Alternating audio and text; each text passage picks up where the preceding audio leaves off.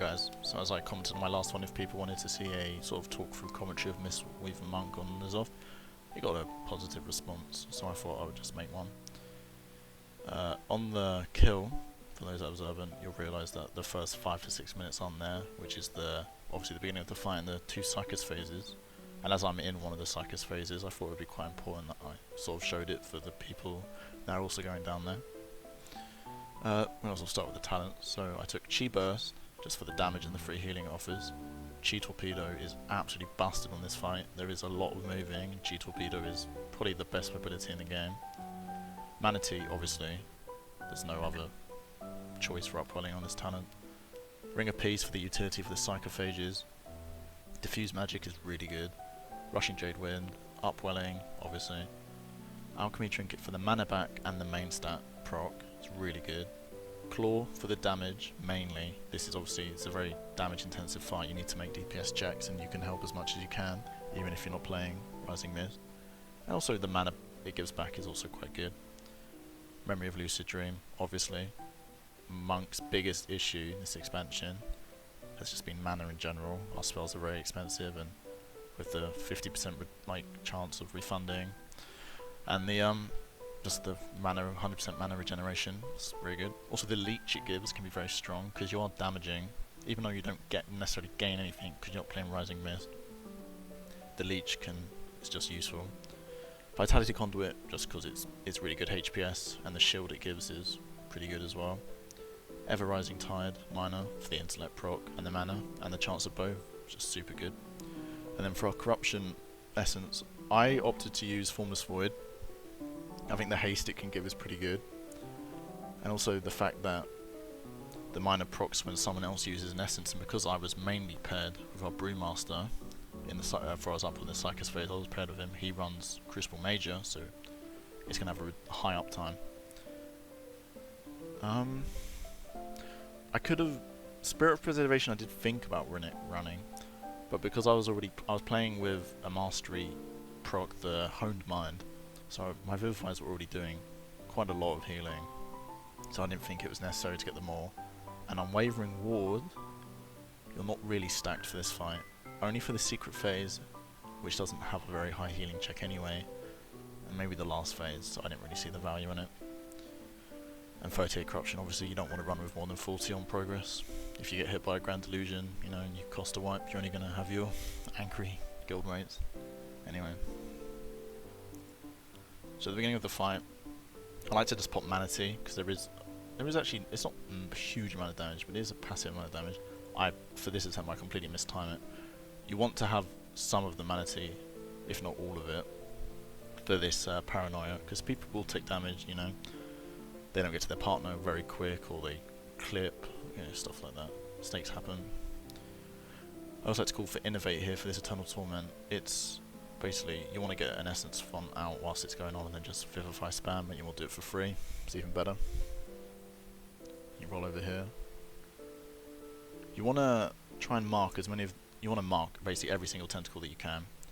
You want them to die as quick as they can so people aren't late to the Mind Gate, and, Spike Tentacles die fast, so people aren't flying up in the air with the red pools, they land on them, take sanity damage. That's going to be a wipe. Luckily, we do have a Brewmaster, but if you didn't have a Brewmaster, what you'd want to do is you'd want to mark whichever side you're on tentacles, and then roll over, mark the others. I do Claw here, because you want your Claw up for the first nzoth burn, because it does a really good amount of damage. So, the priority target here is the Basher, so you just Claw the Basher for the damage, helps it die fast, as you can see. It does die fast. I don't think I can take credit for it dying so considerably faster, but definitely helps. This is when also I was assigned to use Revival. My Revivals in this fight for the first 2 Psychos was just to have people healthy as they go into the Mind Gate. You want people to be as healthy as they can, obviously, because you don't want, if you die in a Psychos, it's a wipe. Something that I do here, something that I self-designated to do, was kind of just stand by the Mind Gate that they're going in. You want to do this because people can take damage as they're going in. Perhaps they get hit by a red pool swirly, that takes some damage. But the main reason is if one of the corrupted gaze doesn't get interrupted and one of these people get a debuff, they're going to lose sanity as they're flying up, and the healer there that's with them can't dispel them, so they're going to lose sanity, which can be really bad. So I just like to kind of stay here, dispel if someone gets unlucky or gets hit. Another reason why as well, as you can see, it's not up luckily, but in this sort of vicinity here, you can also have some spike tentacles which are really out of the way, and maybe people forget to DPS them, or they don't DPS them because they're late, sorry, for the portal. So it's best, what I just chose to do was kind of just hang around. You can solo one of the spikes if you have a DPS there with you. So and you can just kill them and you want them dead. But luckily there's none there, so there's no need to. I'll put my essence here because you just want to be healthy on mana going really into the second phase and into your own psychers, which I'm in the second psychers. Just it's best to have as much mana as you can as a monk because your spells are just really expensive. This was a misplay. I should have really, instead of focusing on healing when I listened to these healers up here, I should have turned around and killed the spike tentacles. Should just DPS them. There's no harm in not doing it, and I don't really need to heal. But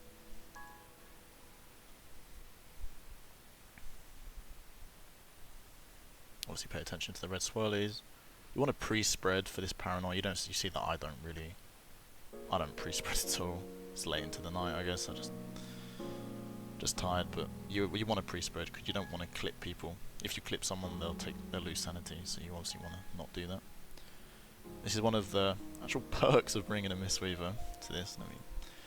Is a ring. As you can see up there, you can see there's a Black Ox statue, but sometimes it doesn't work properly. Some of the sarcophages will just shrug it off and they'll run for random DPS anyway. So having a ring here just basically negates this and stops them. It also helps because there's like a bug on this fight where, I don't think it happens in this, but people will get dragged and they'll just randomly get suspended in the air.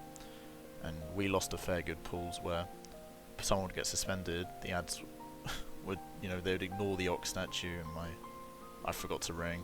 So they would run, they would wail on the person, can't do their cast which drains sanity, and there's a lot of damage, there's a lot of them, and it would one-shot them. So just ringing there, it's just the play to make. Obviously you want to position yourself with the drag that you don't get dragged for any of the neurons. You take a lot of damage. You can help with these sarcophages with your leg sweep, but we have these pretty well under control. And obviously you want to lust here because you want it to be up for the burn at the end.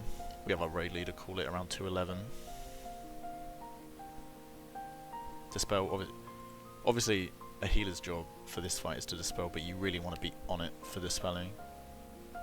You can really make the extra effort and impress your guildies and raid leader by being top of the dispels. Dispel there.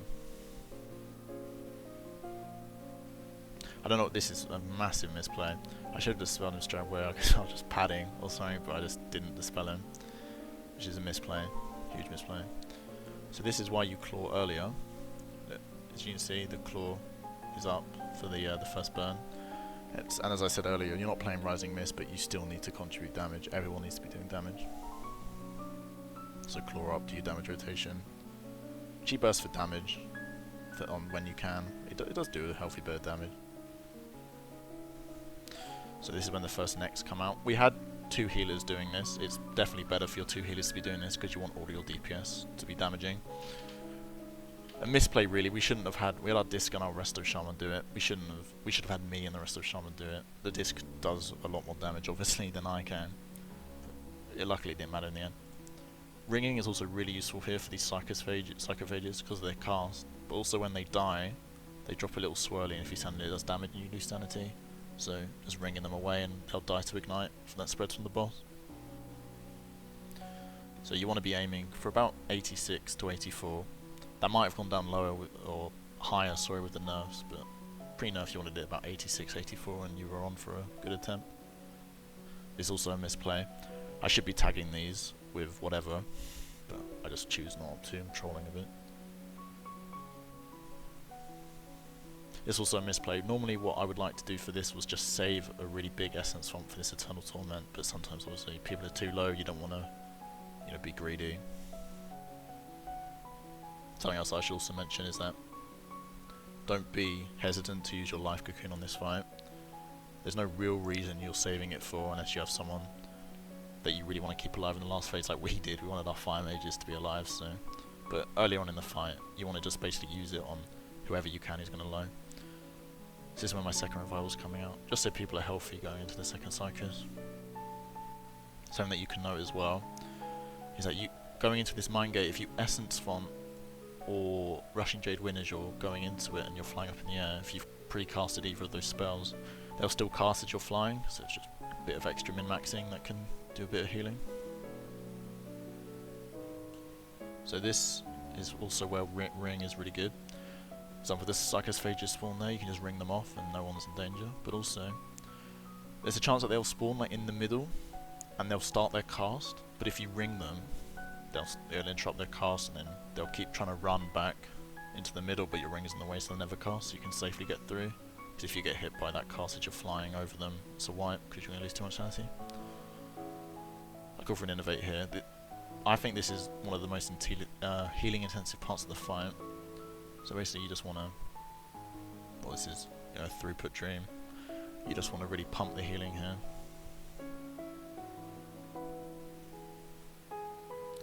I think I claw early here just for the mana, which can be the play, but if you are struggling with second damage or first damage Psychos, you want to hold your claw until he has max stacks, which is 7, I think it's 7, and then if you claw when he has 7 stacks, you are going to be he's going to completely do bonkers damage.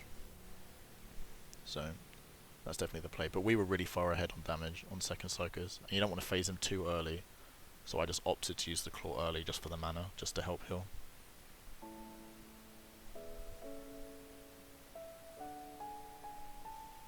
I think I also do a bit.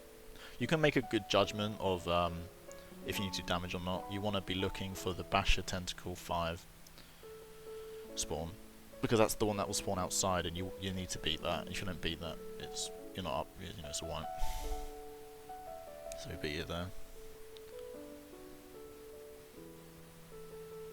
You want to start doing damage. I love a good use of ring for like earlier, just knock away the Psychophages so DPS can kill them safely.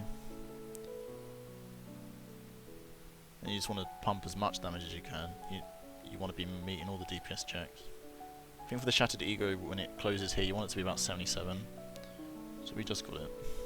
And the first next year, you want to use tanks, using their necks. That's what we ought to do, just to have people have high sanity that have just come out of the second Psychos. The minimum amount of damage you can take from a Psychos is 60, and you should be aiming to only take 60. So this just helps keep people healthy and help up.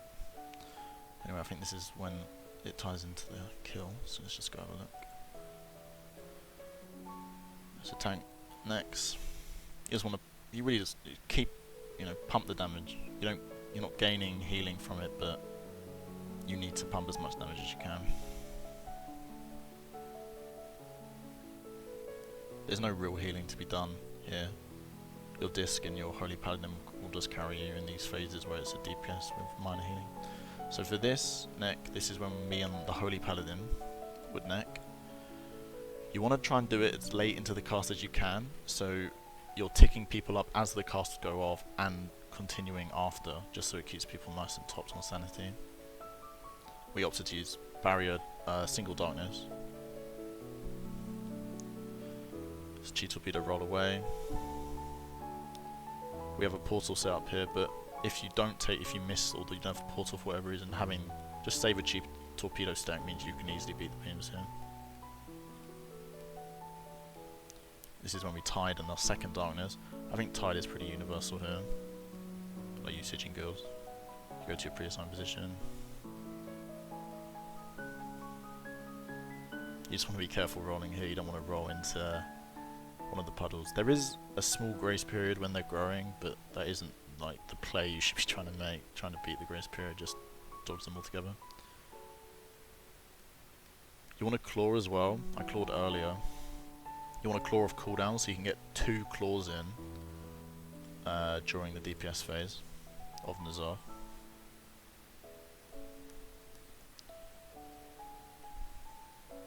Just to help with the damage. So the first evoke, or third, sorry, we opt to use Aura Mastery and a rally. We did originally plan to use Revival, but we realised that we needed it more for the second one where we didn't have a healing cooldown. We were originally opted to use just 2 rallies there, but it wasn't enough, so we opted just to use a rally here, keep people not exactly healthy, but not close to death. And as you see, it's really good to Essence Font as that's going on, just to get the double mastery tick. Just so, as you can see here, my mastery is 130 from the Thunder Focus T into a Vivify for the mastery. And getting those double mastery procs means you can really just Vivify spam, top people up, especially with an Innovate where it's for free.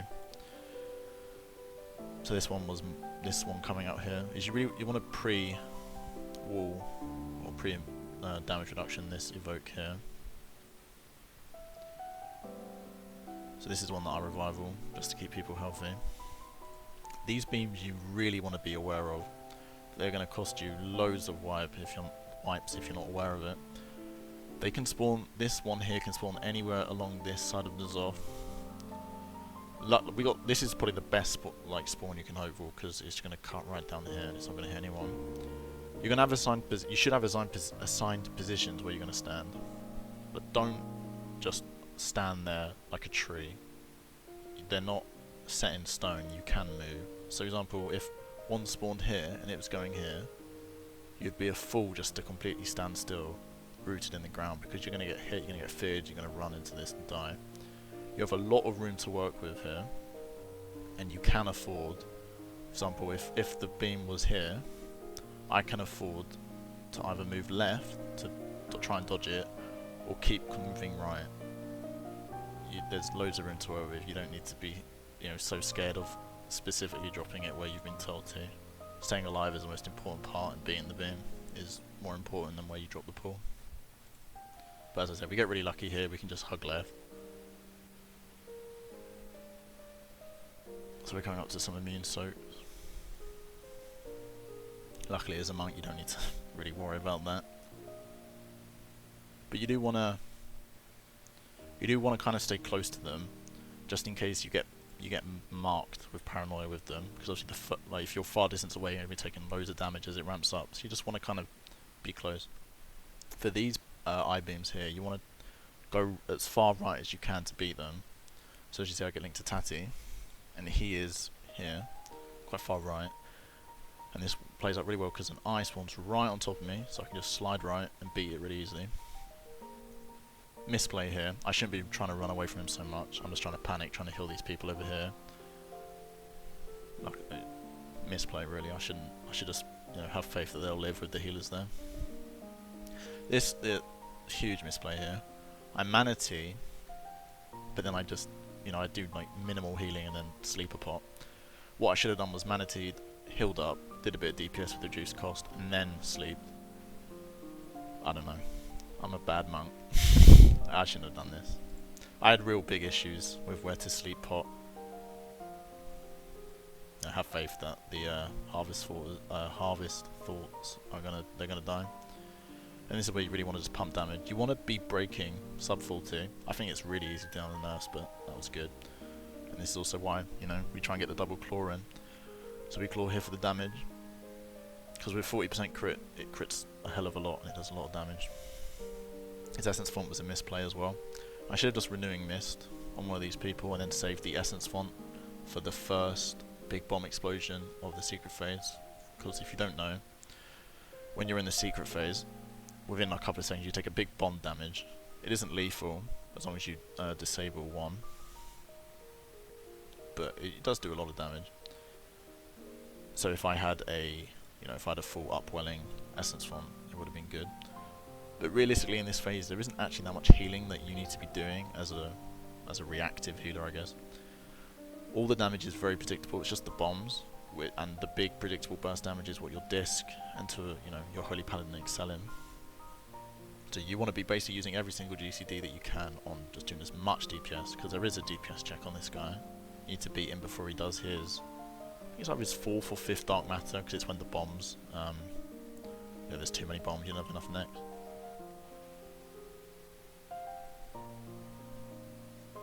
You see I'm running back just to try and do as much damage.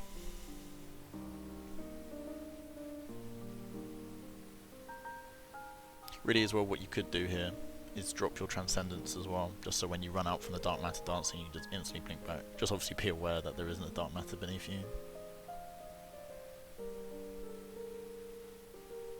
So yeah, just big damn, pump, pump, pump. A bit of a misplay on Essence Font there, just padding a bit. Pointless healing that doesn't need to be done. But it doesn't help at the end of the day, but it is just, it's suboptimal when you could be using GCDs on damage. This is a very big misplay that I do. I panic a bit with this. I see there's a bomb up there, and I panic, and I run up towards it for whatever reason. Put my diffuse way too early, cocoon myself, and fort root.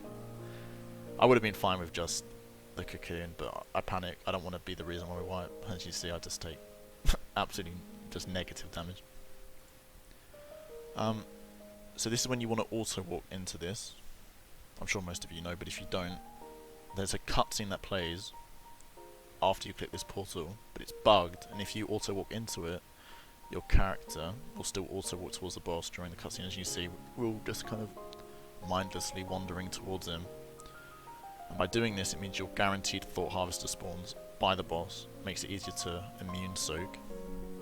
We lost a few pulls where people forgot to do it, like a tank, and it would spawn by the portal, and one was spawned by the boss, and you'll see they're too far apart, so you can't double soak. So the healing cooldowns for the last phase are pretty much identical to the last one. So for this one, you know, Barrier Darkness. Just keeps people nice and healthy. You want to stay in the barrier until the evoke has gone out, obviously, for the damage reduction. Go to your assigned position. Get out the Essence Font Hots just to try and keep people healthy. This is something that I think people will have issues with in this, is just having discipline with using the healing cooldowns. Like for example, we see this, you know, it's a nice juicy revival. You could top everyone here, but it could be a complete waste because you need your revival for later on, and also we're coming up to the Shaman's cooldowns. So just, you know, have trigger discipline with your healing cooldowns. So you see the beams are going to. You can easily beat them with Chi-Topi though. So this is the link, and then as we're running out of the link, it goes into a tide. Just keeps people nice and healthy. With my revival here, I either opted to use it for this evoke or the one after. But as you can see on this evoke, people get scarily low. And seeing as we're going into a paranoia straight afterwards, where people take damage if they're not linked, like standing close together, I opted just to have the revival to keep people healthy going into this.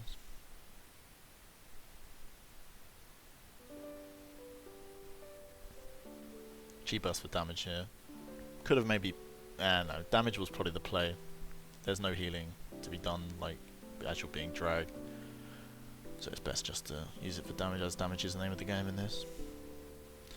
We use Aura Mastery and Rally here as before, just to keep people nice up. This also is a misplay. As you can see, I go to my exam position, but I get just hit by this because it's blocked by the eye and the swirly, and I lose 10 sanity. So just misplay. You don't want to be getting hit by anything here because you'll lose sanity.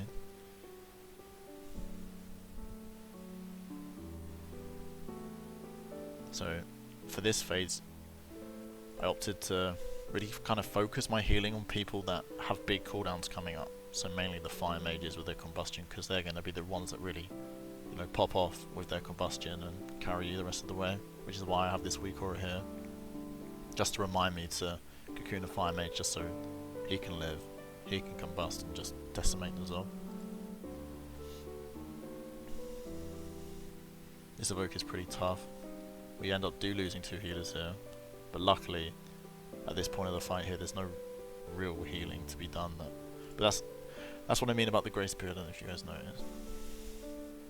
See, I stand in that pool for about it's about 1 or 2 seconds, and you see I don't take any sanity damage. So it's it's definitely doable, but it's not the play. You don't want to be doing that as something. If you're observant, you'll realise that I do misplay here and mind control early. As you can see, there is this Evoke Anguish pull drop that's a bit out of position, and during just the panic for this bit, obviously you want to stack far left to beat the beams. I walk into it and I get mind controlled early. it isn't actually too bad, because it means you get the amp in damage and healing, but it's suboptimal. You don't want to be going mind control early. It could have gone really wrong if we hadn't got the damage or whatever, but luckily it's not fine. So you stack top left here, because the beams will spawn, and you can then dictate what the play is. Obviously no one soaks, so you want everyone to get buffed. And obviously you stack, obviously, for the paranoia. You don't want people taking damage. So these beams that are coming up is probably the worst RNG in the fight. They can spawn pretty much anywhere. They can spawn like here, here, here, here. So you can either be observant or just have complete faith in your raid leader like I did. So the call is made that we're dancing right because we're like right in between these two here. So we just have to move, follow the beam. So follow the beam. Try and do as much, obviously do as much damage as you can, but I was just focusing on trying to keep our DPS alive, because at the end of the day, during this phase, they're going to be doing more damage than you ever could, and they're the ones that are going to be securing the kill and the burn. As you see, I get my control early. Luckily, it doesn't matter, as the boss just gets absolutely destroyed. We probably could have killed it, even if it had like 1-2% more, to be honest. But yeah, there you go. I think, in like retrospect, I think I played pretty well. I think one of the things that I just really enjoy about healing is that you could always be doing something better. You can be like, looking over your gameplay and cringing at the stuff that you're doing and just aiming to improve in general.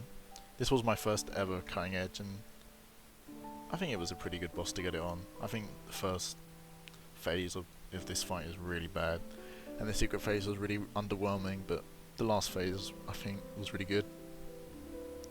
And playing a monk is kind of a meme, but I enjoy it a lot. So yeah. Hope you guys enjoyed, and peace.